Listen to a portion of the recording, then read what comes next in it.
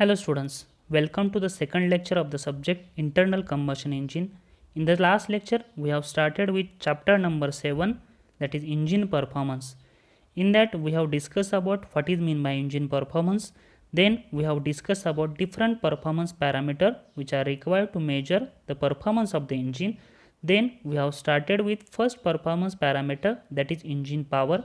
In that engine power we have seen three types of the powers, that is indicated power, brake power and friction power.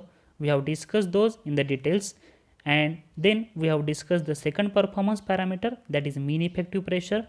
Again here also we have seen two types of pressures. First one is the indicated mean effective pressure and second one is the brake mean effective pressure. And today we have to discuss about third performance parameter, that is efficiency. As we know that for any type of device which is converting one type of energy into another type of energy, one of the important parameter to be measured, that is nothing but the efficiency of that device. Similarly here in the internal combustion engine also, the important parameter that is measure the efficiency of that engine. So for measuring the efficiency of the engine, four types of the efficiency are going to be considered. First one is a mechanical efficiency, second one is a thermal efficiency, third one is volumetric efficiency, and fourth one is relative efficiency. Now we'll discuss this efficiency in the details. So we'll start with first, that is mechanical efficiency. As we know that in the internal combustion engine we are generating the amount of heat energy, and then that heat energy is going to be converted into the mechanical, and that mechanical energy is nothing but our final output energy, that is rotation of the shaft. So mechanical efficiency is one of the important efficiency from all of these. So what is meant by this mechanical efficiency? So mechanical efficiency is nothing but ratio of brake power to the indicated power, which is going to be come from the internal combustion engine. So here one small technical correction is that mechanical efficiency shown by eta m is equals to brake power divided by indicated power. Here one small correction is there. So we can say that mechanical efficiency is nothing but the ratio of brake power to the indicated power. Now second efficiency is nothing but the thermal efficiency. Now we have discussed about the mechanical efficiency because we are getting the mechanical power at the output. Similarly we are getting first energy, that is nothing but the heat energy. So heat energy is nothing but the thermal energy. That's why this second efficiency is also important, that is thermal efficiency. It is shown by eta th, that is thermal. So this thermal efficiency is nothing but ratio of power developed by the engine to the amount of heat generated inside the engine. So this we can call as a ratio of work done or power developed by the engine to the rate of chemical energy or heat supplied by burning of the fuel in the engine. This is nothing but the thermal efficiency. So this thermal efficiency again can be based on the indicated power and brake power, and hence accordingly classified as indicated thermal efficiency and brake thermal efficiency. So we'll discuss first, that is indicated thermal efficiency. So this indicated thermal efficiency is nothing but the ratio of power developed. Here we have to consider the indicated power for the indicated thermal efficiency. So that is indicated thermal efficiency is nothing but the ratio of indicated power to the heat input or heat generated. That is heat generated can be calculated by the multiplication of m dot f into Cv. What is meant by this m dot f? M dot f is nothing but mass flow rate of the fuel, and Cv is nothing but the calorific value of the fuel. So by this multiplication we can get the amount of heat energy which is going to be generated inside the engine. So this indicated thermal efficiency is nothing but the ratio of indicated power to the heat input, that is Ip divided by m dot f into Cv. In the same manner we can able to find out the brake thermal efficiency. Brake thermal efficiency is equals to brake power divided by heat input. Again heat input is nothing but the ratio of heat input is nothing but the multiplication of m dot f into Cv. So this is about the brake thermal efficiency. Now next efficiency that we have to discuss is nothing but the volumetric efficiency, that is eta V. So what is this volumetric efficiency? Here we are going to consider the amount of air which is going to be taken inside the engine. So we'll see what is meant by volumetric efficiency.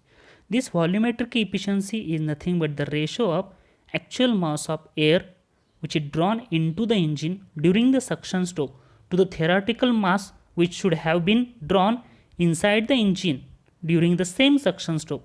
This theoretical mass we can call as a swept volume also by using the swept volume. So this volumetric efficiency is nothing but this ratio of m dot actual divided by m dot th, that is m dot theoretical. Here we have considered mass of air, not the volume of air. So this volumetric efficiency is m dot actual, mass of actual amount of air taken inside to the mass of theoretical of air which should have been taken inside the engine. Now the same volumetric efficiency we can consider by using the volume of that air. So this volumetric efficiency is again defined as ratio of actual volume drawn into the engine during the suction stroke to the swept volume of the piston, that is eta v. We can call this eta v is nothing but the v actual divided by v theoretical. So in this way, by using the two methods, we are able to find out the volumetric efficiency is nothing but m dot actual, that is actual mass divided by theoretical mass, or v actual, that is actual volume to the theoretical volume. This is the volumetric efficiency. And now next we have to discuss about the relative efficiency. This relative efficiency is nothing but the ratio of actual efficiency obtained from the engine to the theoretical efficiency of the engine in the simple way. So this about the different types of the efficiency.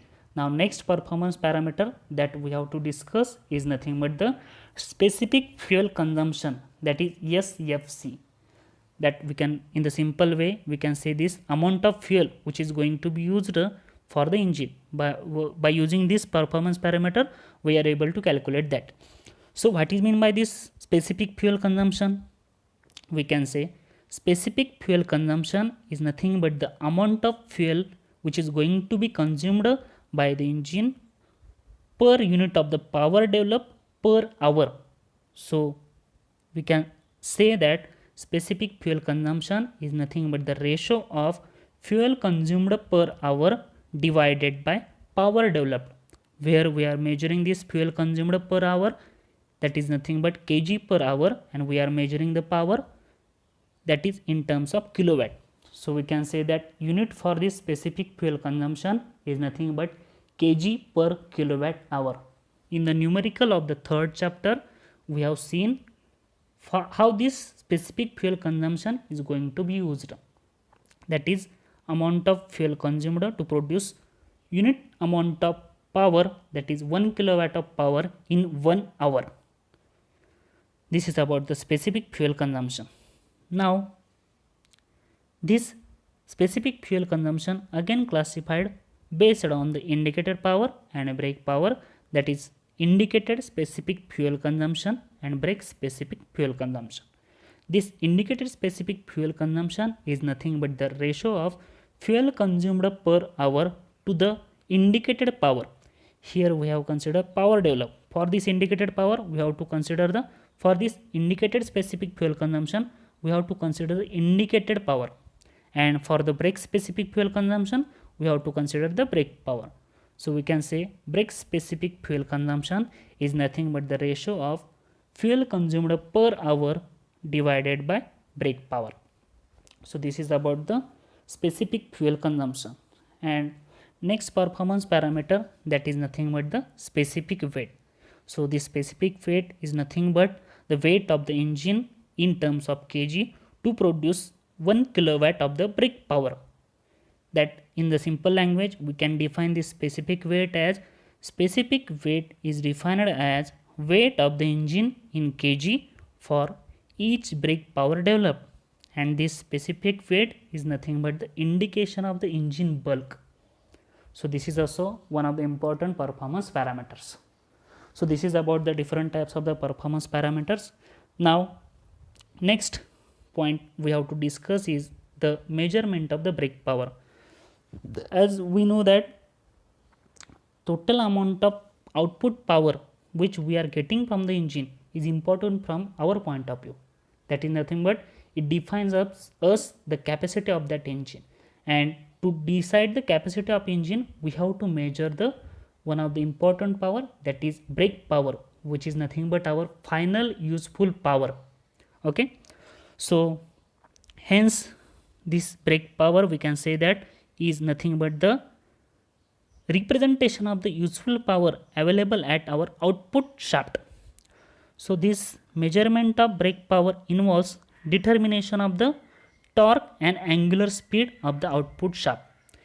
In the last performance parameter we have discussed the brake power. In that we have seen one equation to find out the brake power. That equation is nothing but brake power is equals to 2 pi nt divided by 60,000 in terms of kilowatt. So that what is mean by 2 pi nt? In that 2 pi nt, n is nothing but the angular speed or rotation speed and torque. If we get these two parameters, easily we are able to find out the brake power. So for measuring the brake power, we have to find out the two parameters, that is torque and angular speed. And for measuring this torque, one device which are going to be used, that device is nothing but the dynamometer. So indirectly we can say that by using the dynamometer we are able to find out the brake power, because dynamometer gives us the torque, and by using the torque and angular speed we are able to find out the brake power. So first we'll discuss about the different types of the dynamometers which we have to discuss. So dynamometer, there are two types of the dynamometers which are going to be used. First one is the absorption type dynamometer and second one is a transmission type dynamometer. In the absorption type dynamometer we have to discuss the four types of the dynamometer. First one is a Prony brake dynamometer, second one is a rope brake dynamometer, third one is a hydraulic dynamometer, and fourth one is nothing but the eddy current dynamometer. So these four dynamometers we have to discuss. And in the transmission type dynamometer, belt transmission, epicyclic gear train and torsion dynamometers are going to be used. But in this chapter we are just going to consider about the absorption type dynamometers. So we'll start with the absorption dynamometers. So first we'll see what is the difference between the absorption type dynamometers and transmission type dynamometers. To measure the output power or brake power, so one of the important parameter is nothing but the absorption of the energy which is coming from the output shaft. So in this absorption type dynamometers, these dynamometers measure and absorb the power output of the engine to which they are coupled. That means in the simple language we'll see, if one output shaft coming from the engine, we are going to stop that shaft, and whatever the amount of power required to stop that shaft, by using that we are able to find out the brake power. So during stopping that shaft, some amount of heat is going to be, we can say that, generated, and that heat is going to be wasted, or we can say that that heat is absorbed by the device which we are using for stopping that shaft. So these type of dynamometers we can call it absorption type dynamometer. In the simple language we can say that total amount of power which we are measuring, that power is going to be absorbed. That's why it is called as absorption type dynamometer.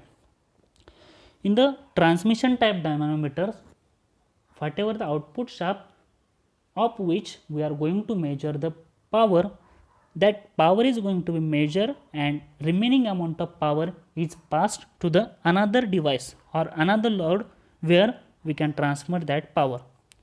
So in this transmission type we are not going to absorb the amount of power after the measuring.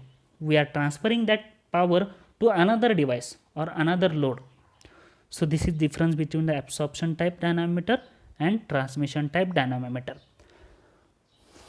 Now we'll start with absorption type dynamometer. In the absorption type dynamometer, first dynamometer that we are going to discuss is Prony brake dynamometer. That is first pulse absorption type dynamometer. So as the figure shows, in this Prony brake dynamometer, one of the simplest method of measuring the brake power is nothing but to attempt the stop of the engine by means of brake on the flywheel and measure that weight with an arm attached to the brake. So in the simple language, as we have discussed previously, that in the absorption type dynamometer, whatever the output shaft is there, we are going to stop that shaft, and during that, whatever the power which is going to be generated, we can measure. So how this principle is going to be used, that we'll discuss. See this figure. In this figure, this shaft is there. This is our shaft. So around this shaft, flywheel is located. On that shaft, flywheel is mounted, and this total assembly, this flywheel and shaft, is arranged on this setup by using the two brake shoes, and these two brake shoes are arranged by two springs. That means whatever the amount of pressure which is going to be applied by these brake shoes is, we can say, that controlled by the springs which are mounted at this upper shaft, spring 1 and spring 2, and these two are nothing but the brake shoes. Okay, so this is one brake shoe and this is a second brake shoe. So if we press this brake shoe against the flywheel, this brake shoe will apply the pressure on the flywheel, and after some time this flywheel can stop. Hence whatever the upper arm which is provided, that we can call it as a load arm, which is available here. On this springs are provided, and this load arm is extended, connected to one hook, and to this hook balancing weight is going to be attached by using the weight hanger. So means what? If we increase the amount of weight on this hanger, we can say that this load arm is going to be tilted, and because of this load arm is going in the downward directions, and hence this load arm will going in the downward direction, and brake shoes are going to be forced inside, which is going to work on the flywheel, which is going to pressurize this flywheel, so that flywheel is going to be decrease its speed. And in the same way, if we continuously increasing the weight in this hanger, we can say that the work is done against the spring, and two brake shoes are pressed against the flywheel, so that that flywheel is going to be stopped because of the friction which is going to take place between the two brake shoes and flywheel. And the point at which this flywheel is completely going to be stopped, that weight we are going to measure, and by using that weight and the length from the shaft to the hanger, that length L we are going to be measure, and by using this balancing weight which is going to stop the flywheel and length, we are able to find out the torque. That torque is nothing but find out by W into L. This W is nothing but the balancing weight, and L is nothing but this length. In this way we can find out the torque, and once we get the torque, we are able to find out the brake power by using this formula. Brake power is nothing but 2 pi nt divided by 60,000. So in this way we are able to find out the brake power of the dynamometer, and that is done by this Prony brake dynamometer. Okay, so we'll stop here till the next lecture, and in the next lecture we'll discuss about the remaining part of this chapter. Thank you.